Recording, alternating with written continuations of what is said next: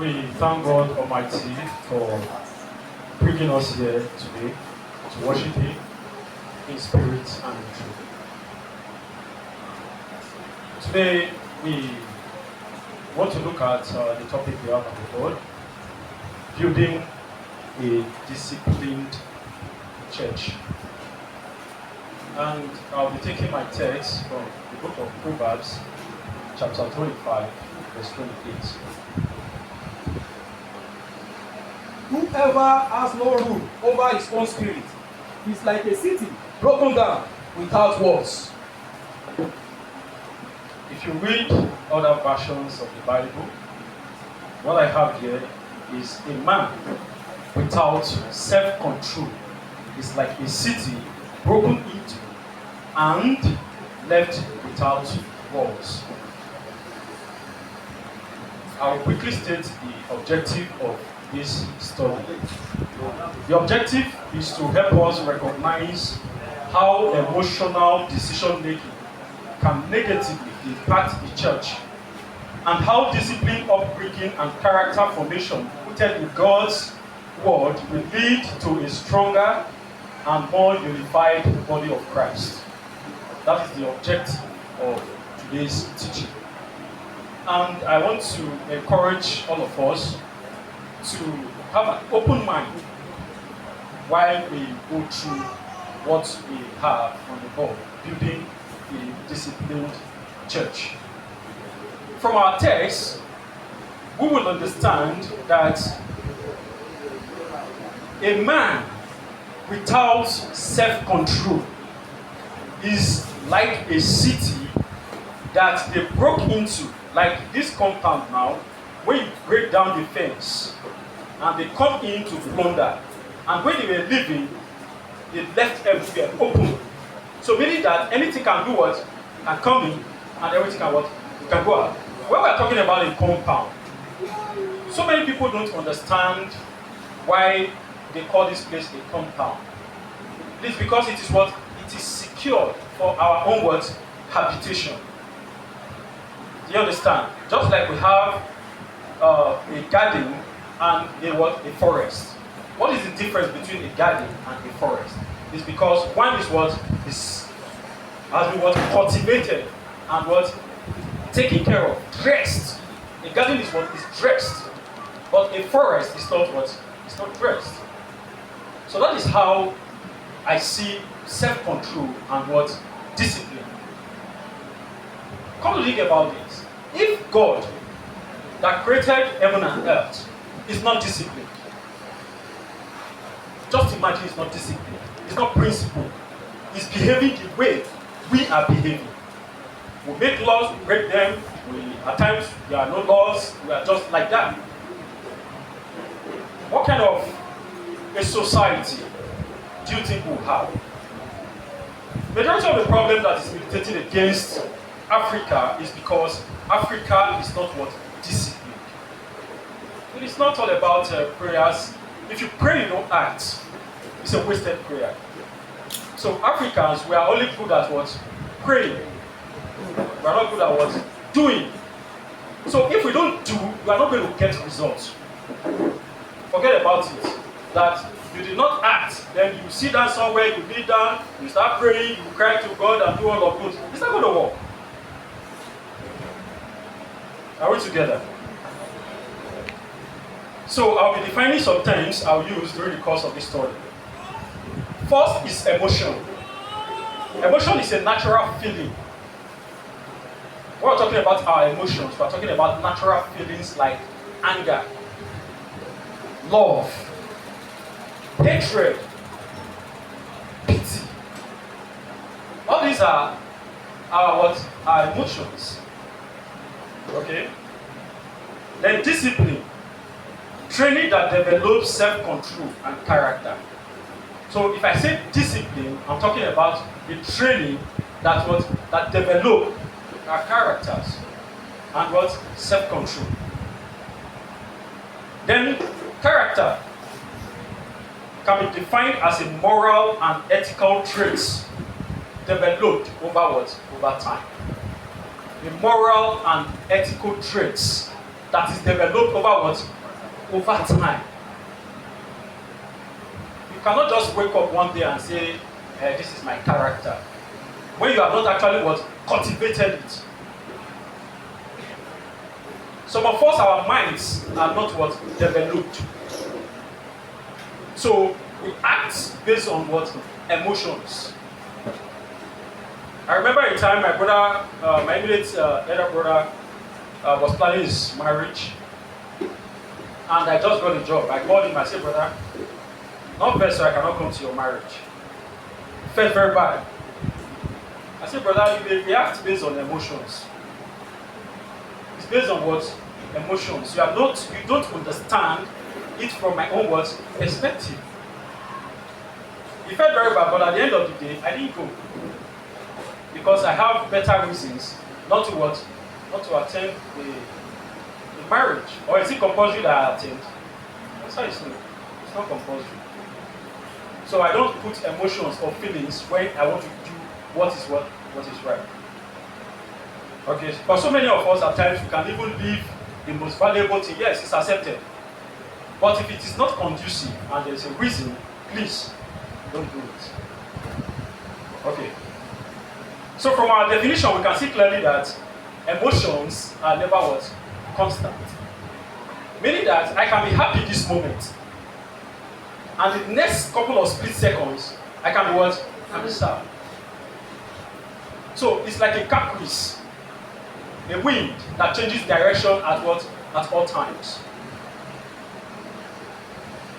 Okay, that is our emotions. But if you look at character, character is what? Is consistent. Meaning that it is what? It is reproduce ability. Meaning that what happens now, if you read up that same issue again, the person is still going to what? Act the same way. That is what? Character. But emotions is not like that. Emotions is not like that. I can love this person this moment, and the next minute I'll do what? I'll dislike the person. That is what? Emotions. So when we're talking about character, we're talking about what is what? Consistent, and it is what? Persistent. Character. Okay. A.W. Tozer described character as the excellence of moral beings. The excellence of moral beings is what he classified as what? As character.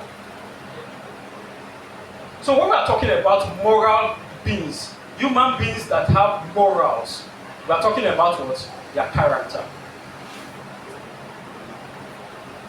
At times I see majority of our leaders, they lack character. That's what we are suffering.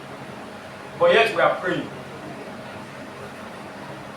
Nothing is going to change until we begin to what? To act. Until we begin to what? Ask questions. Until we begin to what? To hold them accountable. Nothing is going to change in Africa. Africa has been like this right from even my great-great-great-grandfather. It is because of what? We lack what? Character, self-control. That's the problem. Nothing else. Africa is a blessed land. God has blessed us so much. But because we lack character, we are suffering. I told somebody, I said, carry all of us now in Nigeria, take us to US, and bring all the citizens of US, take them to Nigeria. Give it 5 years, we'll start traveling from US to Nigeria. Why? Because these people, they are what? They are disciplined. They are disciplined. So immediately they get to Nigeria, they will start to do what? To set up institutions. But we, immediately we get there, because we are not disciplined, we start to do what? We start to break down institutions. What's the difference? The excellence of gold is in its purity. Gold, in its purest form, is what? Is clean. But when you extract gold, gold is what? Very, very dirty. But when you have cleaned gold, it becomes what? It becomes pure. And becomes what? All of us becomes, we like it. All of us want to own it because it has been what? Refined. When I was getting married, minister came, Mayo, he said something. He said, this woman that you are going to get married to, Don't think she's perfect. You are going to what? Marry her and cultivate her. Okay? You have to what? To purify her. So likewise gold, when you pick up gold, it has what? Impurities. The ability for you to what? To separate the impurities from the gold itself takes a what? Takes a process. So for you to be disciplined, you must pass through what? Refining. You must pass through what? The process. Your mind must be what? Disciplined and cultivated. Are we together? The excellence of acts is in its beauty. The excellence of acts is beauty. So the excellence of man is what? His character. The excellence of man is what? His character. Descriptions such as this man is a man of principle. This woman is a woman of integrity. They are positive assertions of what? Of character. They have seen the character of what? Of these people. So they are defining them based on what? Their character. You see that this is a what? It's a principled man. This is a what? It's a disciplined man. This is a woman of what? Integrity. This is a woman of what? Of substance. They are positive assertions of character. They have what? Demonstrated it before everybody. You see them. They produce the same results. Wherever you take them to, they produce the same what? Results. Are we together? But if you hear comments like, oh, this man is dubious. This man is a liar. This woman is an harlot. All these are what? They are negative assertions of what? Of character. And God has warned us that anything negative should not be what? Be around us. Not even around us. But it hurts me so much when I hear some languages, some words that are used on Christians. You cannot tell me that you're a Christian and you are not disciplined. Forget about it. You can only just tell me it is left for me to believe or not. Say I am a Christian and you are not disciplined. You come to church, we behave like, oh, we are very holy. But immediately we leave here, we turn our homes to Sodom and Gomorrah. Then you come and tell me that you're a Christian? No, it doesn't work. It doesn't work. Okay. The lack of character is a moral deficiency. The lack of character is a moral what? Deficiency. And people lacking character tend to behave dishonestly, unethically, and uncharitably. People without character, that is their attribute. But people with character are noted for what? Honesty. People with character. You see them, they are always what? They are honest. No matter what, they are honest. They have what? Moral ethics. And they are what? They are charitable. These are people with character. A person's character is a sum of his or her disposition. Your character is based on your level of exposure. That is why we are suffering in Africa today, because we are not exposed to knowledge. For those of us that are exposed to knowledge, we don't harness knowledge.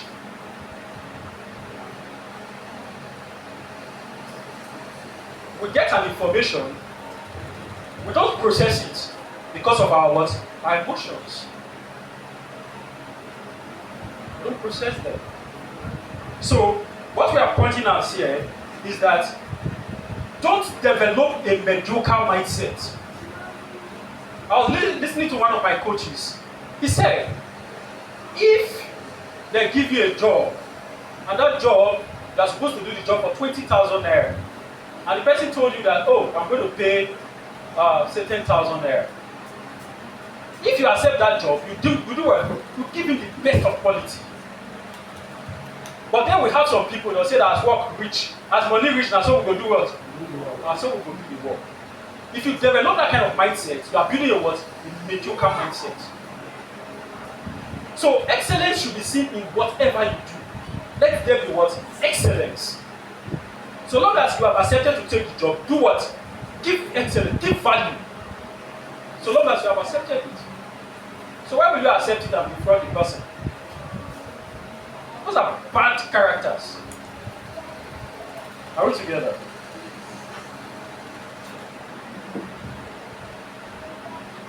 It is good for us to remember that character is guided by general tendencies, not on the basis of few isolated actions.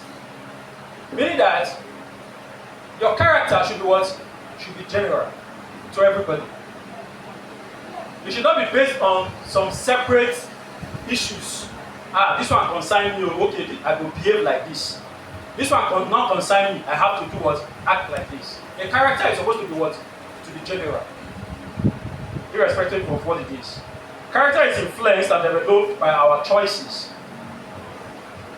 If you read the book of Daniel chapter 1 verse 8, you will see the character of Daniel when they were trying to provide him the food and drink from the king when they took him to captive at Babylon.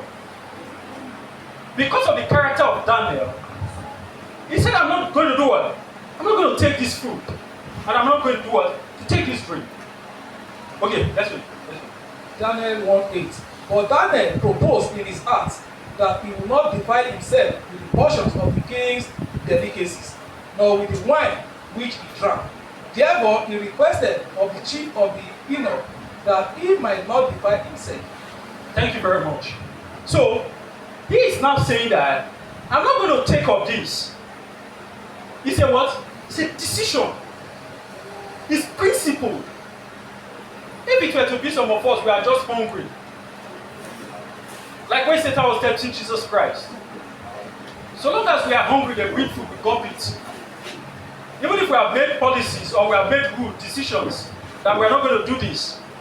But immediately we see it and we are hungry. We'll do what? We'll start to devour it. Because we lack what? Character. We lack character. So Daniel demonstrated character. We should know these points. Character influences our choices.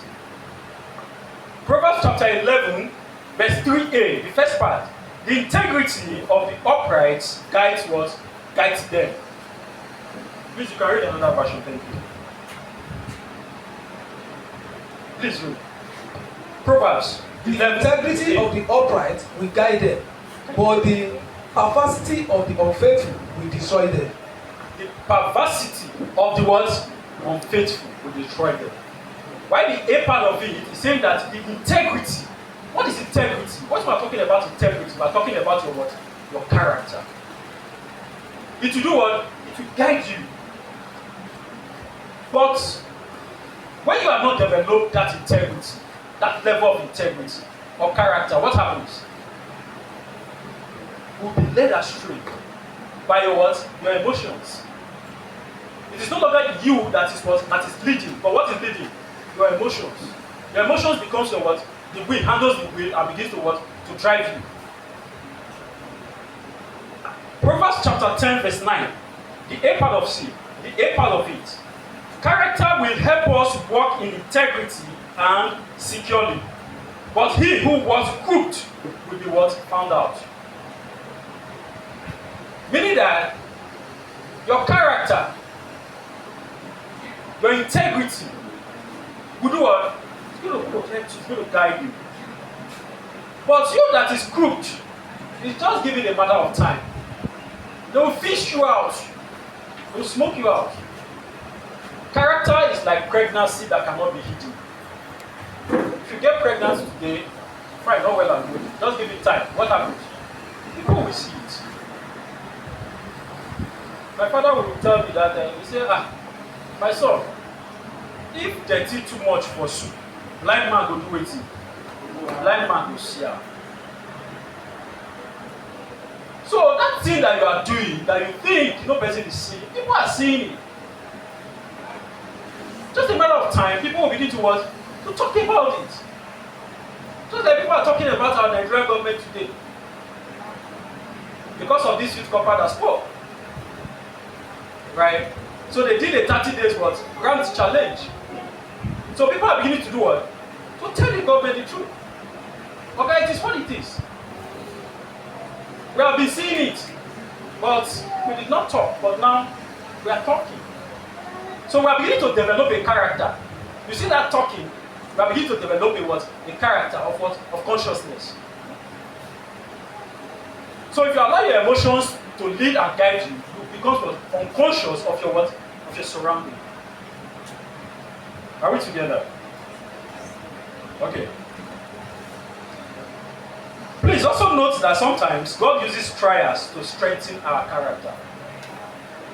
Trials. When you face some problems, God is trying to what? To test your what? Your character. Let's read Romans chapter 5, 3 and 4. Okay.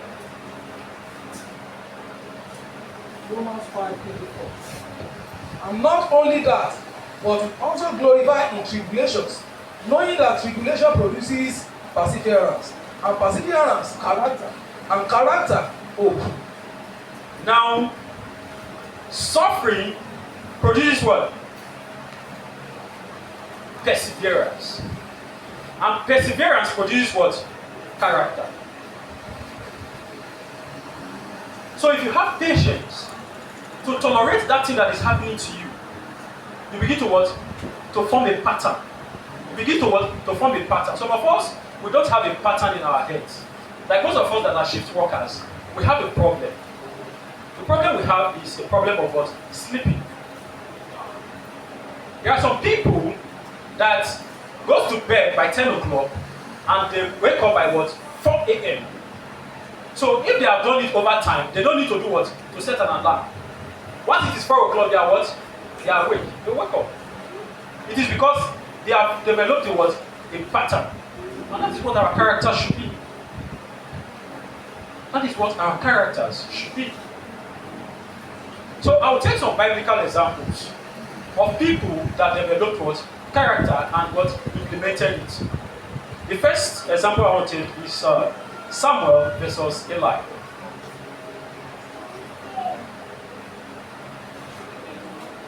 You know, if you read the whole of 1 Samuel chapter 2 and 3, the whole chapter, you see the narration how Samuel rebuked what? Eli. Because Eli got so attached to his what? To his children. And he failed to do what? To tell them the truth. He failed to what? To rebuke them. Because he was emotionally what? Attached to them. But Samuel told him a what? A difficult truth.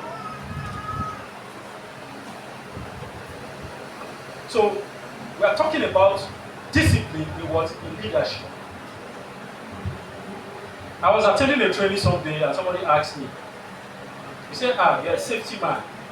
If you see the president of your country, your company, not using his PPE, what will you do? I said I will kindly go there, pick the PPE and give it to him. Because it will be very arrogant for me to say, okay, go wear your PPE. So what I will do, I will go and pick the PPE and bring it to him. Okay, you have to what? To use this because you have a policy that if you don't have these PPEs, you are not supposed to enter the plant. So why do you make laws and you yourself you do what? You break them. So when you have people in what? In leadership, what are you supposed to do? Even if you read the story very carefully, you discover that Samuel was very scared to present this issue to what? To Eli. But Eli did what? He prompted Samuel, tell me what God has revealed to you. And he told him, do not drag. Because he knew it was us. It was the truth.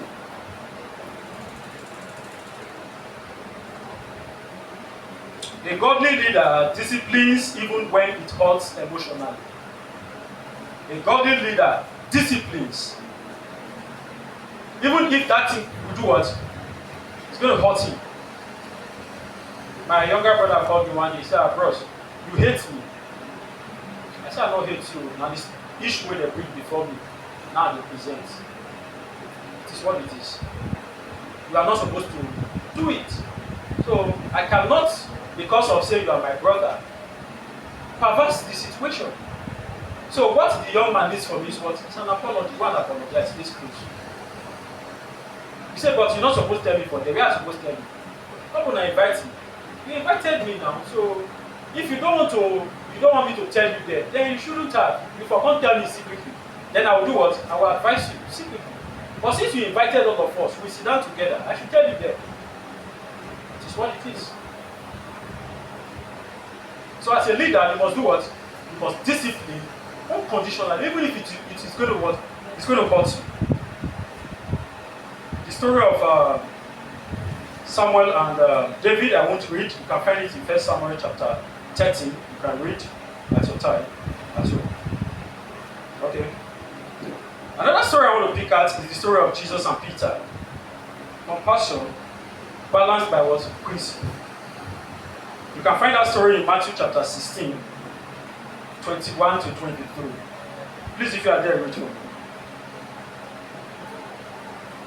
From that time, Jesus began to show to his disciples that he must go to Jerusalem and suffer many things from the elders and chief priests and scribes, and be killed, and be raised the third day. 22. Then Peter took him aside and began to rebuke him, saying, far be it from you, Lord, this shall not happen to you. 23. But he turned and said to Peter, get behind me, Satan, you are an offense to me, for you are not mindful of the things of God, but the things of men. Now, thank you very much. Now, if you carefully understand what was happening there, is Peter was trying to fight a just fight for Jesus Christ too. He was trying to help. Do you understand? But that help he wants to do is trying to change a what? A plan. God's plan. And Jesus did what? Rebuked him what? Sharply. That's what the Bible said. He rebuked Peter what? Sharply. He did not compromise it. Now here it happened it was at that point that he rebuked him. So are we disciplined enough to handle issues that contradict what we have believed long ago? A friendship, a relationship that you have built for a long time, and situation arises. Are you disciplined enough against all odds to address the problem? Instead of us at times to address problems, we'll go home and start praying. Jesus Christ. I don't know who did this to Africa. I don't know anything. And somebody was telling me, I told her, I said, see, bro, I'll tell you the gospel truth. With this kind of our mentality, Africa will never develop. With this kind of our mentality, if we don't change it, Africa will, I am not saying we're not, I said never. Because you cannot go home and be praying. When you are supposed to act, you are supposed to do something. You offended somebody, instead of you to go and apologize, you are praying. Who does that? The problem with Africa, discipline. It's our problem. Our minds are not disciplined. And they are not what? Cultivated. We are still in our raw form. We are still in our raw form.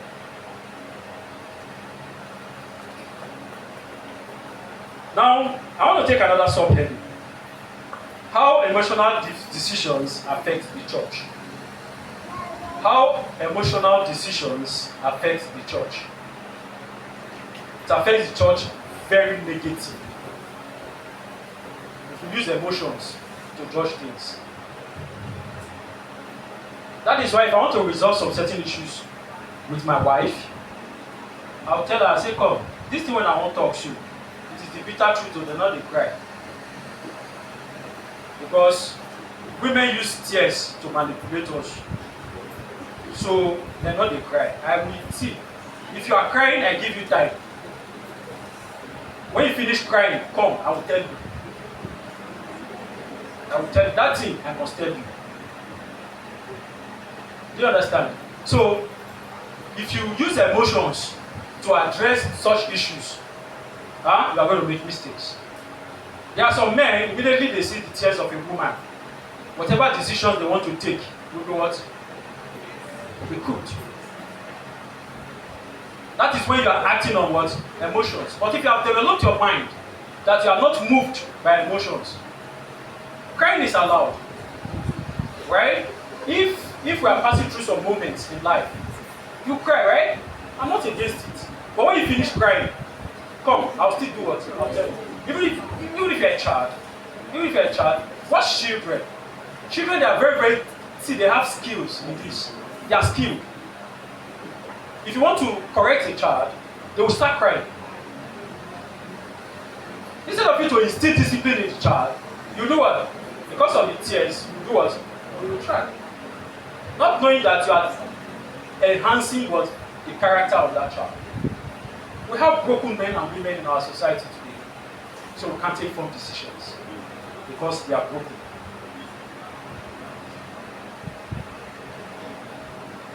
Taking sides in conflicts based on relationships is a negative effect of what? Emotions. You allow your emotions say, oh, Brother Ajibola na my friend. For this issue, I'm not going to do it. I'm not going to talk with you. If you don't say, just give it time.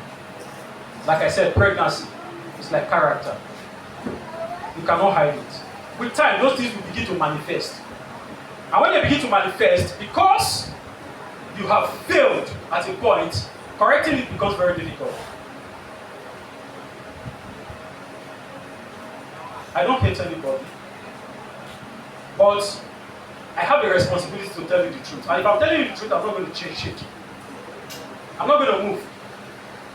Provided it is the truth I am telling you. If you have 1, 2, 3, 4, 5, 10 people, and 9 of them are telling you that this thing you are doing is wrong, and one person is there sharing you up, look at that one that is sharing you up very carefully. Very carefully, just look at that person. Okay? Tolerating sin to avoid hurting feelings. I don't want to bruise your feelings. I'll do what? I'll tolerate what is wrong. I'm sorry. Your feelings will be bruised anyway. But it is the truth. It is the truth. But if I tolerate that sin, because I don't want to offend Brother Felix, I don't want to offend him, then I'll tolerate it, I'll keep quiet, I'll pretend. In my list, I'll say keep a blind eye. We that are safety officers, there are some things we will see in the plants. At times we just pretend as if we did not see it. We'll keep a blind eye. But it does not happen when we are trying to address national issues.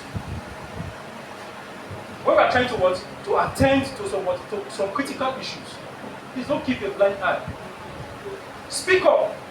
Some of us will keep quiet. Make the person not see us as what? As bad people. If you go to our Senate, you see that trick there. Those in support say aye. If you are against, you say nay. Who say aye? Who say nay? No. They use it a lot. But tell them to vote. Tell them to vote. Come vote so that you see where you was, what you belong. Here you belong. Come and vote.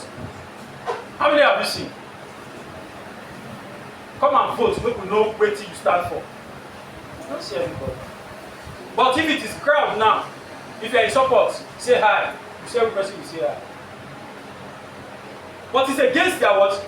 Their conscience. Are we together? So our text is saying that a man without self-control is like a city with what? With broken walls. Another aspect of emotional decision, how it affects the church, reacting to criticism instead of reflecting and then going. When you call somebody and say, brother, sister, this is what you do, it's not right based on XYZ. Instead of you to sit down and reflect on that particular thing, you begin to see that, oh, this person will witch hunt me. This person, this one is my enemy.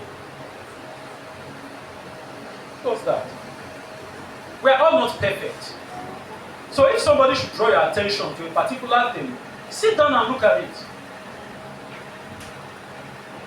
You see, I respect women so much because if you look at them, where you know they think go, woman they think with them. Even think past them. Some things we men, we are men, we just look at some issues that, I beg, nothing there yet.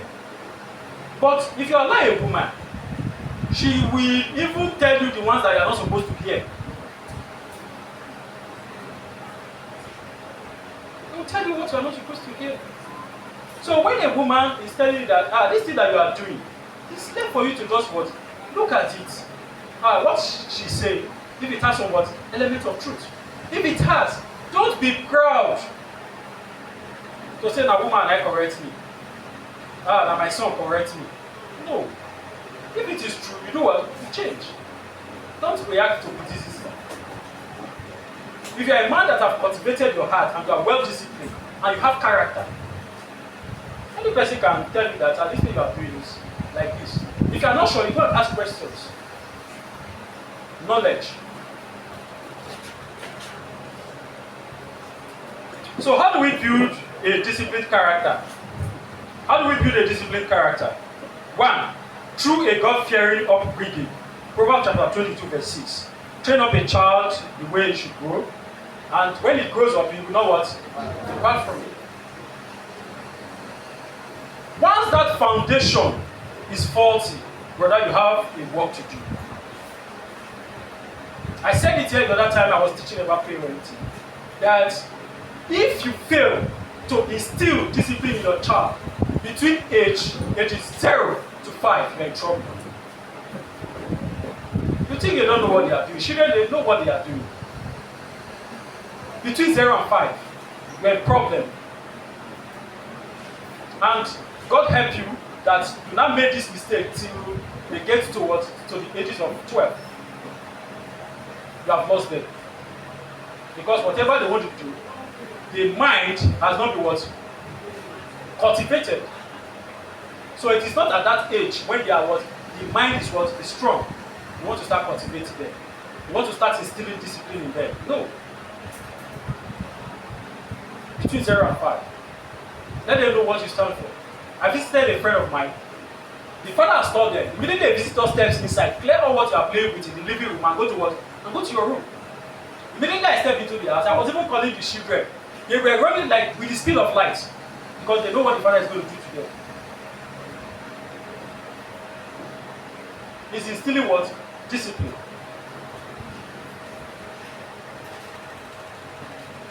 Through accountability. Another way you can build a disciplined character is through what? Accountability. Let's read Galatians chapter 6 verse 1. Galatians 6:1. Brethren, if a man is overtaken in any trespass, you who are spiritual, restore such a one in a spirit of gentleness, considering yourself, lest you also be tempted. Now, if somebody is making a mistake, you have to correct that person in what? In love. Correct that person in what? In love. If the person is a kind of what? Repudiating it, is rejecting it. The Bible gave us a pattern that who will follow to put such a one in what? In line. Okay? Leaders need to surround themselves with accountability partners. People who speak the truth, no matter the situations and whoever that is what involved. If you're a leader, these are the people you must what? Put around you. People that can tell you the truth. Are we together? Number 3 points. True consistency in applying God's words. True consistency in applying what? God's words. You know, there's something I sat down when I was preparing this Bible study. Something came to my mind that this Bible that we are reading is the character of people. Have you ever thought to that point? As at that time, they don't have Bibles. They don't have Bible. It is the character of these people that we are reading now. Now, if they document our character, can people read it and live a good life? Our character now, say as we be now, so if they document it now and call it maybe a book, one kind of book, Can people read it and see a pattern in our lifestyle? Some of us, we don't have pattern. But if you watch the disciples, you watch the Christians, the early Christians, you see that they have a what? They have a pattern. And it is that pattern that we are what? We are following. We should try as much as possible to do what? To be consistent and have a what? A pattern. You can find that in James chapter 1 verse 22.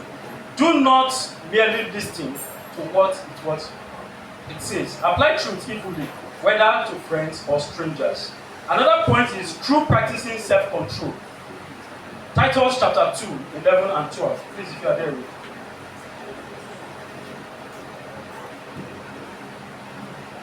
Titus 2, 11 to 12.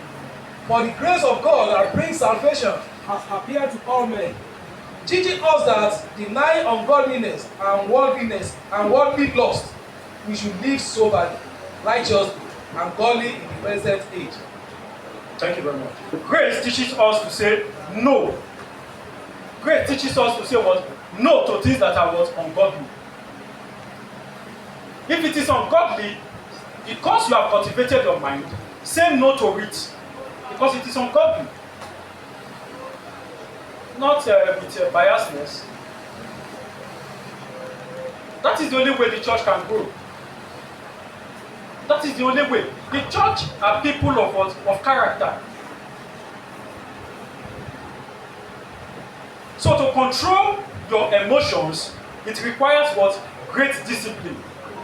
To control your emotions requires what? Great discipline. Another point is by controlling your thoughts. By controlling your thoughts. Philippians chapter 4 verse 8 made us to understand that anything good. Finally, brethren, whatever things are true, whatever things are noble, whatever things are just, whatever things are pure, whatever things are lovely, whatever things are of good report, if there is any virtue, and if there is anything praiseworthy, meditate on these things. You should meditate on what? Those good things. The list is not exhausted, right? There's one thing about having positive thoughts. Unbiased what? Positive thoughts. They don't cause pain. They don't cause pain. But look at feelings like jealousy, hatred, pity. Those things, they causes what? Pain when you act on what? On them.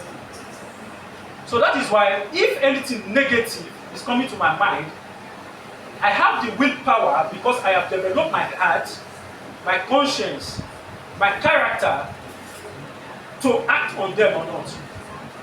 So if you continue to act on those things that are negative, it causes what? It causes pain. You just hate somebody. It's a painful sensation. But if you love somebody, you see that it gives you joy. You want to see the person. You want to be with the person. But if you hate somebody, really the person they work out, they come there, you begin to feel somehow. Because it's a painful sensation, so I don't waste my time in all those things. I don't feel bad for telling you the truth. I don't feel bad. Tell you the truth. It is what it is. I will never feel bad. But if I see you, I love you. I love you. But that does not mean I should not tell you the truth. I tell you the truth because I love you. Practical tips to help members apply these teachings. 1. Pause before decisions. Give emotion time to cool down. If you see the way the situation be, you know say emotions are started was pushing you. Give it time to cool down. Patience says to our children, what is hot, we get what? We get cool. That's when you have patience. But if you don't have patience, you start to act on what? Emotions. Once they tell you this, you want to react. Once they tell you this, you want to react. It is because you are acting on impulse. You are acting on emotions. But if you have developed that mindset, when things come to you, you will calm down to what? To respond to them. After giving it what? Giving it a thought. Surround yourself with truth tellers, not comforters. 4, develop personal discipline. Prayer, Bible study, and journaling. This will go a long way to helping you.